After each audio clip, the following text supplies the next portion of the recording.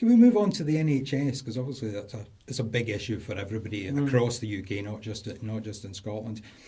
One of the things, again, from your own website, you talk about facing threats from the Transatlantic Trade and Investment Partnership, which could see essential NHS services put out to tender.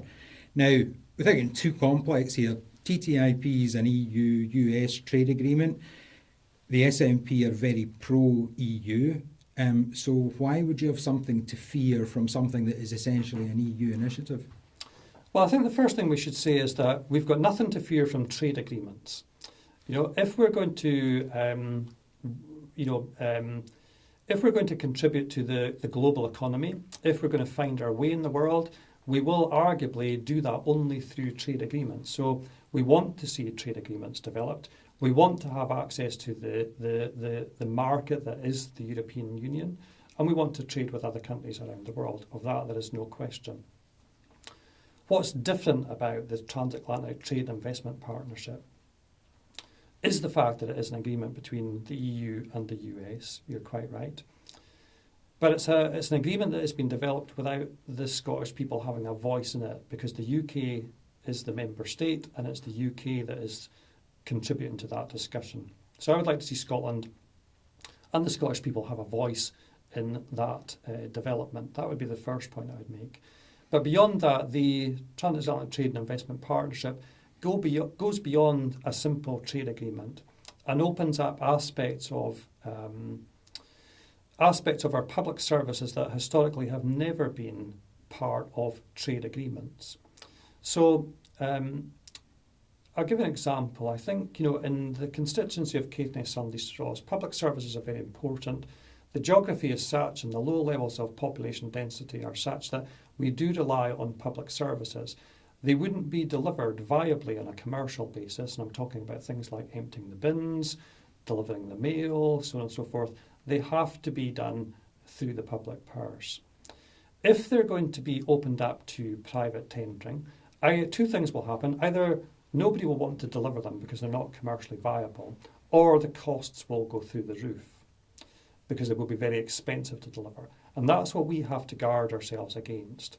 And that's what I would like to see the SNP MPs having an influence on. So the Transatlantic Trade and Investment Partnership goes beyond a simple trade agreement into areas of social policy, and that's the dangerous aspect. So I want to see Scotland's public and health services protected from exposure to that rampant capitalism, as we might call it, protected in terms of ensuring their viability in the future and ensuring their sustainability, because our communities will rely on them.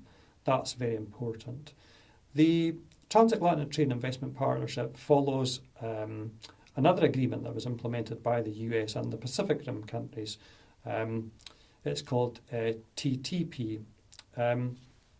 That's an older agreement, and unfortunately in developing TTIP we don't seem to have learned many of the lessons of that earlier agreement in terms of the way that investor-state dispute settlement, for example, takes place. Now, to explain that just a little, where we have a nation-state that decides to exclude some of the very large corporations that will benefit through TTIP from accessing a particular area of service, then that does allow them to effectively sue the government and claim compensation because they cannot access the potential profits that they would have made.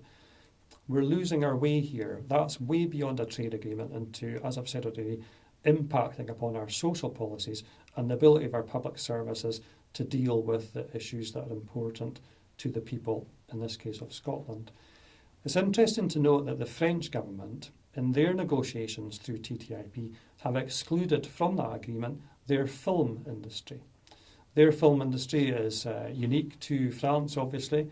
It's important to the people. It's wrapped up in their culture, and it is a significant feature of their society.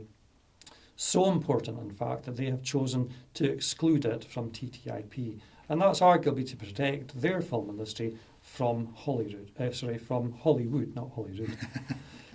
So I think, if the French can exclude their film industry, I don't really see why the people of Scotland can't exclude from TTIP what's important to us And what's important to us is our health and public services. But the EU have actually been very clear that the provision of public services will be a matter for national governments. Now, the NHS is under the control of the Scottish Parliament, so why would you have anything to fear?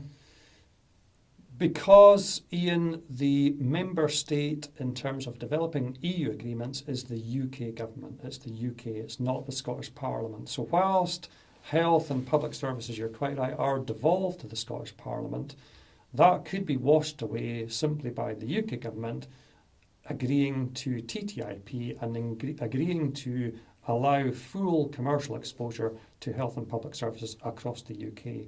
That would mean that the Scottish Parliament and the influence of the Scottish Parliament was negligible in terms of that particular agreement. And that's why I say it's important that the Scottish people have a voice at that table when TTIP is being negotiated. And at the moment we don't. And we really need to have that voice heard if we're going to be able to protect our services from that particular agreement. It's not the idea of a trade agreement. We should be welcoming trade agreements with whoever it is that we can develop them with.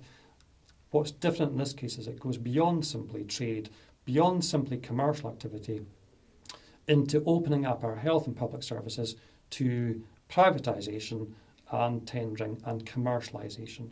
That's the dangerous aspect. That's what we need to protect ourselves from.